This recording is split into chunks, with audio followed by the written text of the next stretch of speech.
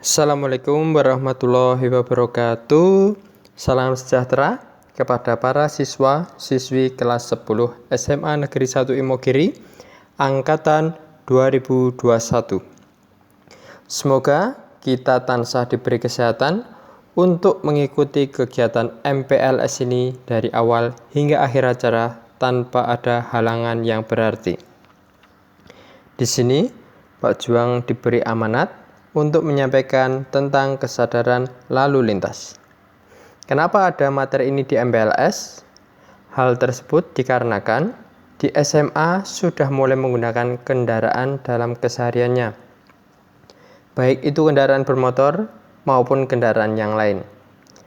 Maka dari itu, pada siswa SMA perlu ditingkatkan kedewasaannya melalui kesadaran baik secara fisik maupun secara empatinya. Oke, sekarang mengenai rambu lalu lintas. Pak Juang yakin pada pembelajaran di SMP bahkan SD sudah diajarkan macam-macam rambu lalu lintas. Secara garis besarnya itu terdapat berapa rambu?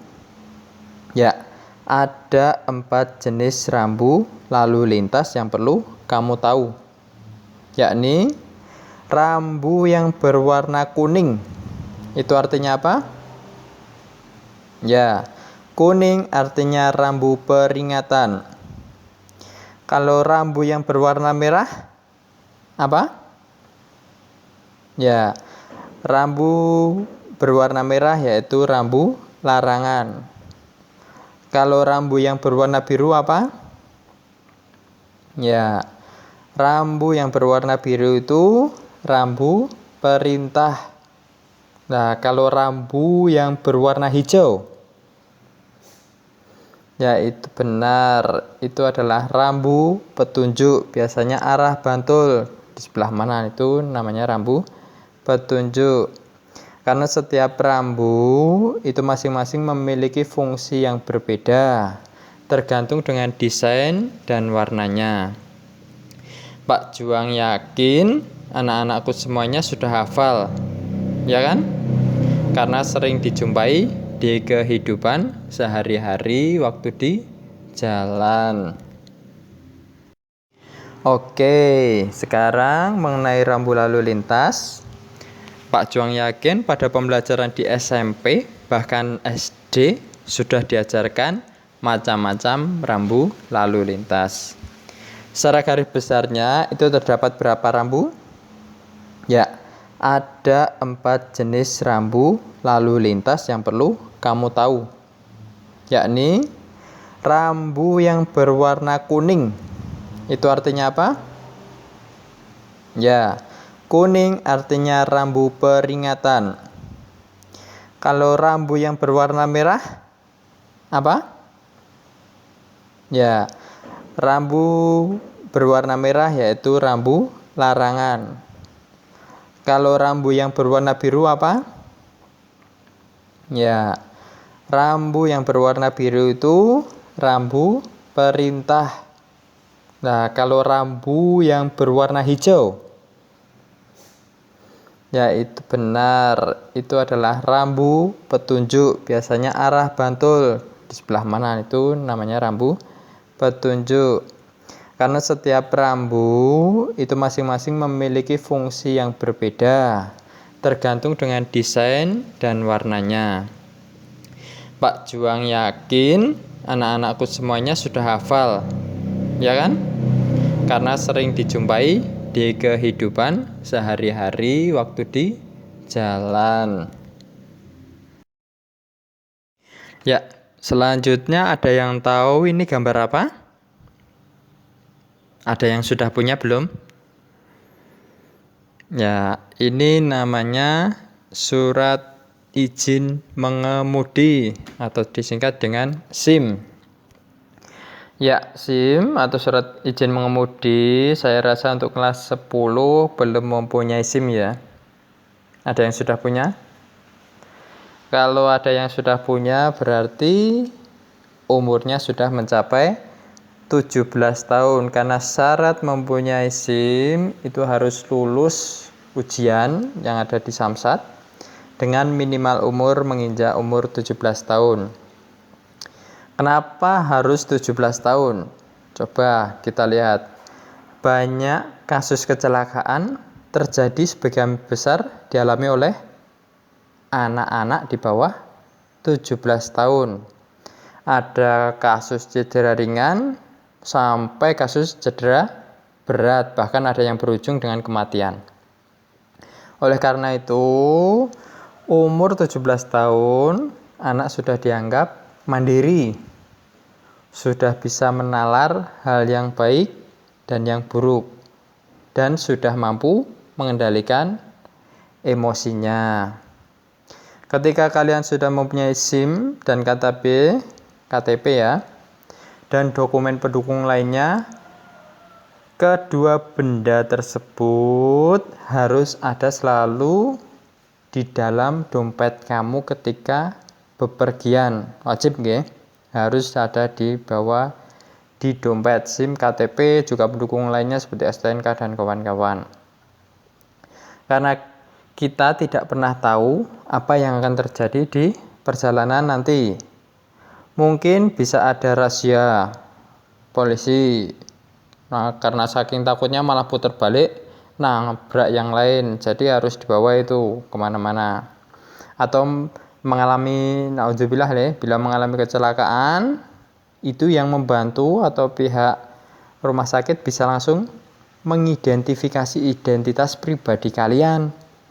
Jadi kalau ada identitas di dompet kamu, maka bisa diketahui kamu itu orang mana dan bisa ditangani dengan segera.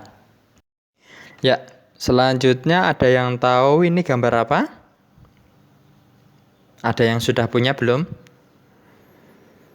Ya, ini namanya surat izin mengemudi atau disingkat dengan SIM. Ya, SIM atau surat izin mengemudi saya rasa untuk kelas 10 belum mempunyai SIM ya. Ada yang sudah punya? Kalau ada yang sudah punya berarti umurnya sudah mencapai 17 tahun. Karena syarat mempunyai SIM itu harus lulus ujian yang ada di Samsat dengan minimal umur menginjak umur 17 tahun. Kenapa harus 17 tahun? Coba kita lihat. Banyak kasus kecelakaan terjadi sebagian besar dialami oleh anak-anak di bawah 17 tahun. Ada kasus cedera ringan sampai kasus cedera berat, bahkan ada yang berujung dengan kematian. Oleh karena itu, umur 17 tahun, anak sudah dianggap mandiri, sudah bisa menalar hal yang baik dan yang buruk, dan sudah mampu mengendalikan emosinya. Ketika kalian sudah mempunyai SIM dan KTP ya, dan dokumen pendukung lainnya, kedua benda tersebut harus ada selalu di dalam dompet kamu ketika bepergian. Wajib nggih? Harus ada di bawah di dompet SIM, KTP, juga pendukung lainnya seperti STNK dan kawan-kawan. Karena kita tidak pernah tahu apa yang akan terjadi di perjalanan nanti. Mungkin bisa ada razia polisi. Nah, karena saking takutnya malah putar balik, nabrak yang lain. Jadi harus dibawa itu kemana-mana. Atau mengalami, naudzubillah bila mengalami kecelakaan, itu yang membantu atau pihak rumah sakit bisa langsung mengidentifikasi identitas pribadi kalian. Jadi kalau ada identitas di dompet kamu, maka bisa diketahui kamu itu orang mana dan bisa ditangani dengan segera. Ya, selain kalian memiliki SIM dan KTP yang harus dibawa kemana-mana, kalian tahu ini kartu apa yang ada di gambar? Ya, kartu Indonesia Sehat. Kok ada hubungannya dengan materi ini? Ada. Jadi kartu Indonesia Sehat ini di zaman sekarang ini kesehatan itu harganya mahal. Kira-kira coba dibayangkan berapa uang yang harus orang tua kamu siapkan bila kamu mengalami kecelakaan. Ya, coba. Cukup ya. Kalau ringan masih sedikit, kalau berat nah banyak kan? Nah, belum lagi ditambah kerusakan kendaraan yang kamu kendarai atau kerusakan kendaraan orang lain yang kamu rugikan akibat kelalaian saat berkendara.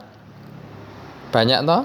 Nah, untuk menjaga orang tua kita dari biaya yang tidak perlu dikeluarkan, kita harus berhati-hati. Kalau kamu punya kartu Indonesia Sehat, minimal kamu dapat mengurangi biaya yang dikeluarkan di rumah sakit akibat kecelakaan lalu lintas.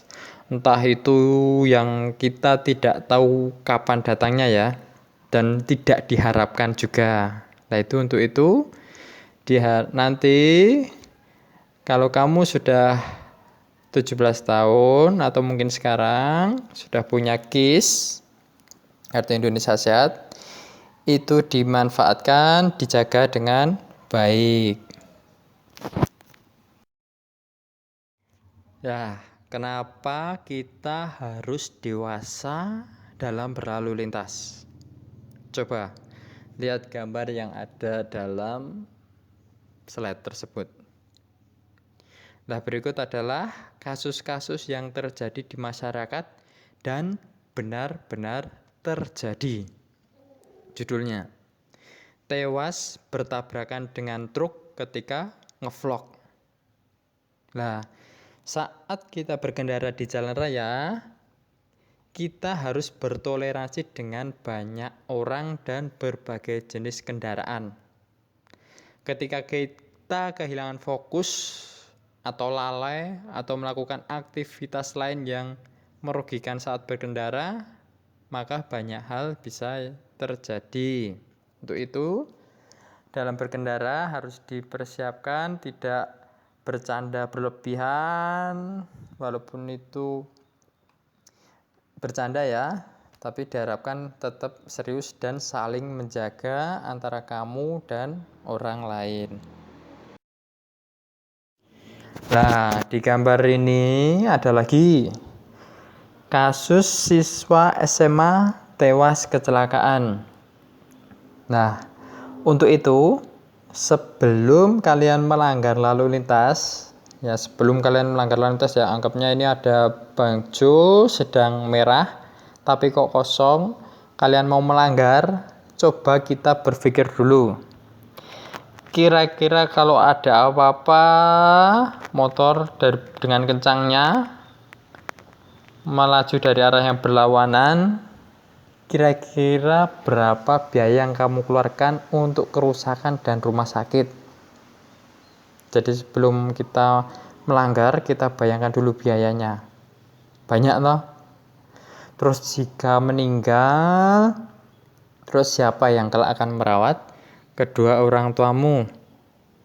Apa neh awakmu kuwi anak tunggal.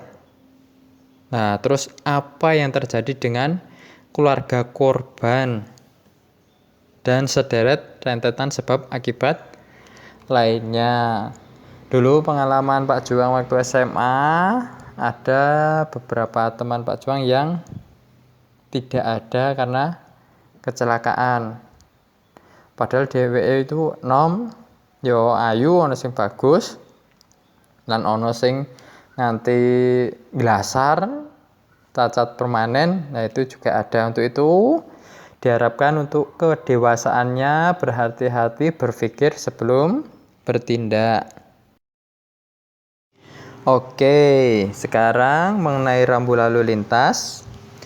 Pak Juang yakin pada pembelajaran di SMP bahkan SD sudah diajarkan macam-macam rambu lalu lintas. Secara garis besarnya itu terdapat berapa rambu? Ya, Ada 4 jenis rambu lalu lintas yang perlu kamu tahu, yakni rambu yang berwarna kuning. Itu artinya apa? Ya, kuning artinya rambu peringatan. Kalau rambu yang berwarna merah, apa? Ya, rambu berwarna merah yaitu rambu larangan. Kalau rambu yang berwarna biru apa? Ya, rambu yang berwarna biru itu rambu perintah. Nah, kalau rambu yang berwarna hijau, ya itu benar, itu adalah rambu petunjuk. Biasanya arah Bantul di sebelah mana, itu namanya rambu petunjuk. Karena setiap rambu itu masing-masing memiliki fungsi yang berbeda, tergantung dengan desain dan warnanya. Pak Juang yakin anak-anakku semuanya sudah hafal, ya kan? Karena sering dijumpai di kehidupan sehari-hari waktu di jalan.